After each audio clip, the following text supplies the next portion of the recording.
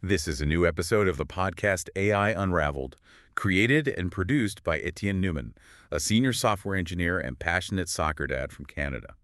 If you're finding these deep dives into the world of AI valuable, please take a moment to like and subscribe to the podcast on Apple.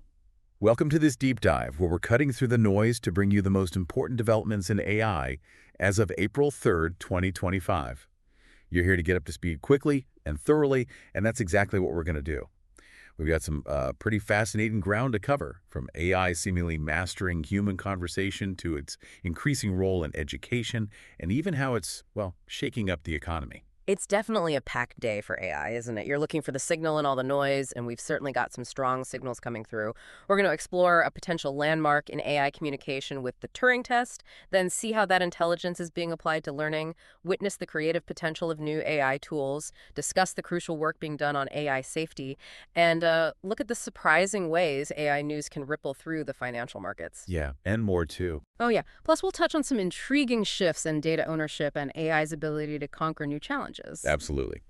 Let's jump right into what's got a lot of people talking. The Turing Test.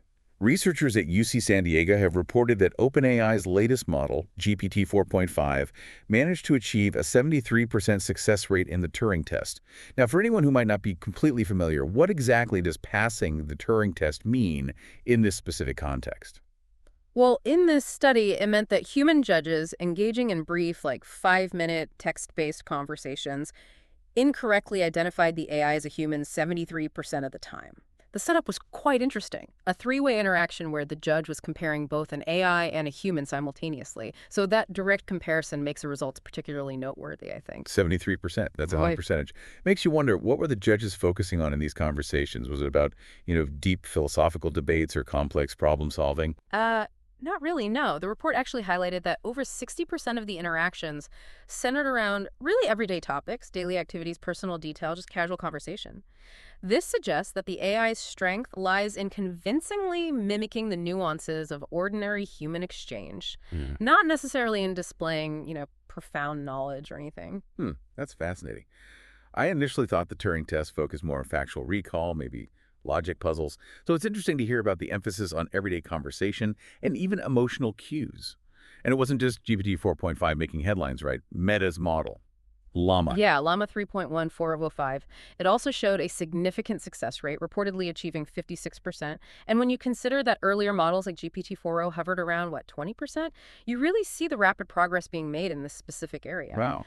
What's particularly striking, they said, is that GPT 4.5, when prompted to adopt a specific persona, was apparently even better at fooling judges than actual humans trying to do the same thing. Huh. That raises some interesting questions, though. While a 73% success rate is impressive, are there limitations to this kind of evaluation? Does this specific study design truly capture human-level intelligence? Or is it more about mimicking surface-level interactions? Yeah, that's a crucial point. The Turing test, especially in this form, primarily evaluates the AI's ability to produce human-like text in a, pretty limited context. 5 minutes isn't long. It doesn't necessarily assess other aspects of intelligence like understanding, reasoning, or, consciousness. Right. However, the fact that AI is becoming so adept at simulating human conversation has significant practical implications. Think about customer service, virtual assistants. If you can't easily tell if you're interacting with a machine, well, that changes the landscape quite a bit. Absolutely. So AI is becoming incredibly skilled at interacting like humans. Okay, let's explore how this increasing sophistication is being applied in practical areas, starting with a fascinating development in education. Anthropic has launched Claude for Education, specifically designed for higher learning. This isn't just a general AI tool tacked onto an educational setting, it seems. Exactly. And they've already established partnerships with some really well-respected institutions like Northeastern University, the London School of Economics, and Champlain College. And these aren't small trials. We're talking about campus-wide agreements, which indicates a pretty significant commitment. Okay, so what exactly does Claude for Education offer students and faculty that a more general AI assistant might not? What's the difference? Well, it's tailored for academic needs. It provides templates specifically for research papers, helps students construct study guides and outlines, aids in organizing research materials, and even offers tutoring capabilities. The goal seems to be to integrate AI as a versatile support tool across various aspects of the academic experience. And it sounds like Anthropic is taking a holistic approach, not just providing the tech. They're also fostering a community with student programs like campus ambassadors and offering API credits. That seems smart. Yeah, it's a smart way to encourage students to explore and innovate with the platform themselves. What potential challenges or opportunities do you see arising from this deeper integration of AI into education? I mean, there must be some downsides too. Well, one of the key opportunities definitely lies in personalized learning. AI could help tailor educational materials and support to individual student needs, which is great. But yeah, there are also challenges to consider, like ensuring equitable access. Not everyone might get it, maintaining academic integrity, obviously, Ah, and fostering critical thinking rather than just over-reliance on AI for answers. right, avoiding the AI did my homework problem. Exactly. The focus, as Anthropic emphasizes, is on augmenting human capabilities and promoting innovative learning methods, not, replacing educators. Okay, shifting gears now. Let's talk about something completely different but equally impactful. The democratization of video creation. Kling AI has emerged with a platform that promises to transform simple product images into dynamic showcase videos using AI. This sounds like a potential game changer for businesses, particularly smaller ones that might not have the resources for traditional video production. It really does seem to level the playing field. The process they outline is surprisingly straightforward. You upload a product image, add supplementary elements, think of related props or background scenery, that sort of thing. Write a specific prompt describing the video you envision, and then the AI generates it. Just like that. It essentially bypasses the need for expensive video equipment, professional videographers, complex editing software, all that stuff. For a small business owner trying to create engaging marketing content for their website or social media, this could be huge. Absolutely. For many businesses, the cost and complexity of video production have been significant barriers. Kling AI offers a much more accessible and potentially cost-effective way to create professional-looking product videos. Okay, now for a topic with much broader implications. AGI safety. Ah. Google DeepMind has released a comprehensive 145-page plan detailing their approach to ensuring the safety of artificial general intelligence. That's a substantial document. Signals the seriousness, right? It certainly does. The length and detail of the plan underscore the growing recognition among leading AI developers of the potential risks associated with AGI. Their plan emphasizes a multifaceted approach, including proactive risk assessment, the development of technical safety measures, and fostering collaboration within the wider AI community, which is good to see. The timeline they suggest is also quite notable. The paper reportedly predicts that AGI capable of matching the skills of top humans could arrive as early as 2030, and even raises the specter of potential existential threats. That's a stark warning. It is.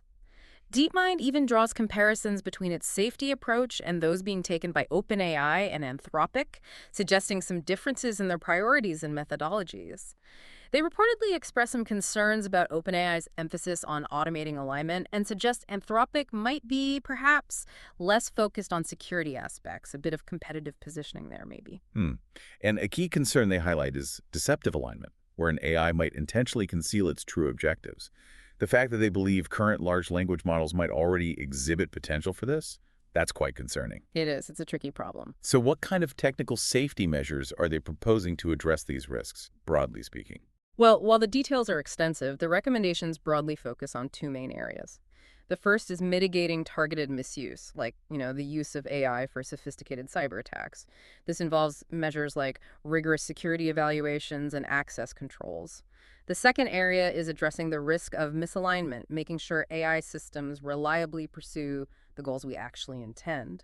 This involves research into areas like AI recognizing its own uncertainty and knowing when to defer critical decisions to human oversight. So the core message seems to be that as we move closer to more advanced forms of AI, proactively building in robust safety measures isn't just prudent, it's absolutely crucial to ensure a positive outcome. Precisely. It's about anticipating potential harms and developing strategies to mitigate them before AGI becomes a reality, not after. Right.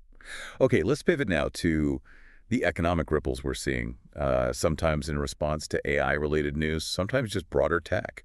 Following President Trump's announcement regarding new tariffs on Chinese imports, Apple stock apparently experienced a significant decline. This really underscores how interconnected the tech industry, including AI companies, is with global economic policies. It does.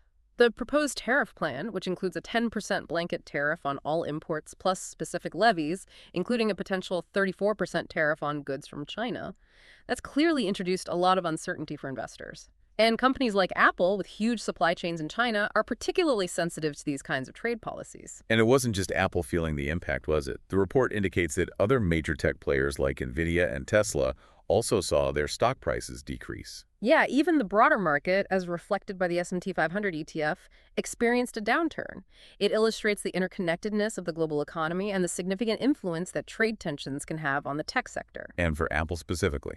Well, increased tariffs could lead to higher manufacturing costs, potentially forcing them to raise prices for consumers or accept lower profit margins. Or both. Okay. Now, this next development is fascinating and speaks to the evolving understanding of data rights in the age of AI.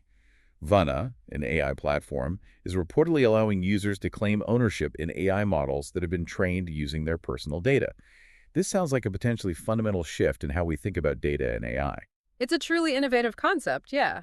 Instead of our data being solely leveraged by AI companies without our direct say or, frankly, benefit, Vana's initiative suggests a move toward a more decentralized model of AI governance and potentially even data monetization for individuals. So, could this be the beginning of a future where individuals have greater control over how their data contributes to AI development and perhaps even receive compensation for its use? Is that realistic? That's certainly the potential they're aiming for. It could redefine data rights in the AI era, empowering individuals and potentially creating new economic models around data ownership. It's early days, but it's a very interesting direction. Moving on to AI mastering new domains, DeepMind has achieved another impressive feat. An AI agent that learned to collect diamonds in the game Minecraft entirely without any human demonstrations. It just taught itself. Precisely.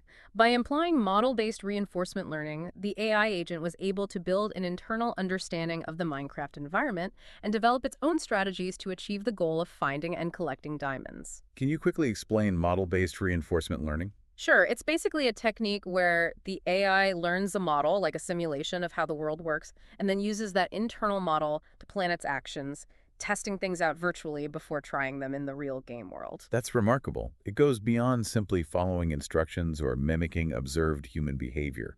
It really highlights AI's growing autonomy and its ability to tackle complex problems in simulated environments. Exactly. And Minecraft, while it's a game, presents a really rich and complex world with countless possibilities. The AI's success in mastering this task independently underscores its increasing capacity for learning, adaptation, and problem-solving in intricate settings. Okay, in another promising application of AI for safety, Google is reportedly using AI to forecast home fire risks. This new tool analyzes satellite imagery, weather patterns, environmental factors, all to identify areas with a higher risk of fires. This is a really compelling example of how predictive AI can be used for societal benefit. By identifying potential fire hazards, particularly in wildfire-prone regions where they're currently testing the system, it could lead to earlier warnings and, potentially mitigate significant damage and loss of life. Yeah, the potential for predictive AI in the context of natural disasters seems immense. Imagine being able to anticipate risks and implement preventative measures much more effectively. It represents a significant step towards using AI for proactive risk management, moving beyond simply reacting to disasters after they've already happened. Now, on the flip side, we also need to acknowledge a reminder of the challenges that still exist in ensuring AI accuracy. There was an anecdote about a journalist's April Fool's Day satire story. Apparently, it was ingested by Google AI and surfaced as legitimate news. Yeah, that apparently happened. It certainly highlights the current limitations of AI in understanding context, nuance, and, well, detecting humor or satire. Hey, a little funny, but also worrying. Right. While AI can process vast amounts of information, this incident underscores the ongoing risk of AI systems inadvertently spreading misinformation if they lack that contextual understanding. It really emphasizes the need for continued development of safeguards and a deeper understanding within AI systems to differentiate between factual information and, well, something meant to be a bit of lighthearted fun that shouldn't be taken at face value. Absolutely. It's a reminder that while AI is advancing rapidly, human oversight and critical evaluation remain essential to ensure the reliability of the information it provides. Okay, on a more competitive front, Microsoft has begun the rollout of Bing Copilot Search, positioning it as a direct challenger to Google's AI-powered search capabilities. This could lead to some interesting developments in the search engine market. Definitely. It's a clear strategic move by Microsoft to leverage their investments in AI, largely through OpenAI, to compete directly with Google in the crucial area of search. By integrating Copilot directly into the Bing search interface, and even, for some users, prioritizing it as the initial search filter, they're signaling a strong commitment to this AI-powered approach. And this comes at a time when Google is also reportedly preparing to launch its own AI mode feature. It looks like we're entering a phase of heightened competition and maybe some real innovation in how we search for information online. Yeah, this competition could indeed spur significant advancements in search technology, potentially leading to more intuitive and comprehensive ways for us to access and interact with information online. Could be good for users in the end. Finally, there were several other noteworthy AI developments buzzing around on April 3rd. Meta is reportedly working on high-end Hypernova AI-infused smart glasses. OpenAI introduced Paperbench, a benchmark for evaluating the replicability of AI research interesting, with their Claude 3.5 Sonnet model achieving top rankings there. Hmm. Replicability is important. And also, major Chinese tech companies have placed substantial orders for NVIDIA's H20 AI chips. That's significant for the hardware side. Right. And Google has appointed Josh Woodward as the new head of consumer AI applications. OpenAI announced the formation of an expert commission to provide guidance to its nonprofit arm that follows some internal drama, right? Yeah, likely related to governance concerns. And even the UFC and Meta are partnering to integrate Meta AI and AI glasses into the world of mixed martial arts, which is unexpected. Uh-huh. Yeah, AI everywhere. It's a truly dynamic landscape. It's just a testament to the incredibly rapid and diverse impact of AI, touching everything from consumer electronics and scientific research to global commerce and, yes, even entertainment and sports. So, as we conclude this deep dive into the AI happenings of April 3rd, 2025, it's clear that the field continues its relentless pace of innovation. We've explored significant strides in conversational AI, the growing integration of AI in education and creative tools, critical discussions around ensuring its safety, and the tangible economic and societal ripples these advancements create. Hopefully, this has provided you with some valuable insights into what's shaping the future of AI. It's sort of fascinating overview, yeah. Really highlights the remarkable progress, but also the complex questions that arise as AI continues to evolve and become more integrated into our daily lives. Speaking of staying ahead in this rapidly evolving landscape and mastering new skills, I want to tell you about the Djamgatech app created by Etienne Newman, the producer of this very deep dive. This AI-powered app is designed to help anyone master and ace up to 50-plus in-demand certifications across fields like cloud, finance, cybersecurity, healthcare, and business. So if you're looking to upskill, maybe change careers, or simply deepen your knowledge in these hot areas, Djamgatech could be a really valuable resource. You can find the app links in the show notes. Sounds like a very useful tool, especially with how fast things are changing. Keeping skills current is key. Absolutely. And on that note, here's a final thought for you to consider. As AI becomes increasingly sophisticated and permeates more aspects of our daily lives, how will our fundamental understanding of intelligence, learning, and even the nature of human interaction itself be redefined? It's a big question, definitely worth pondering. Thanks for joining us for this deep dive.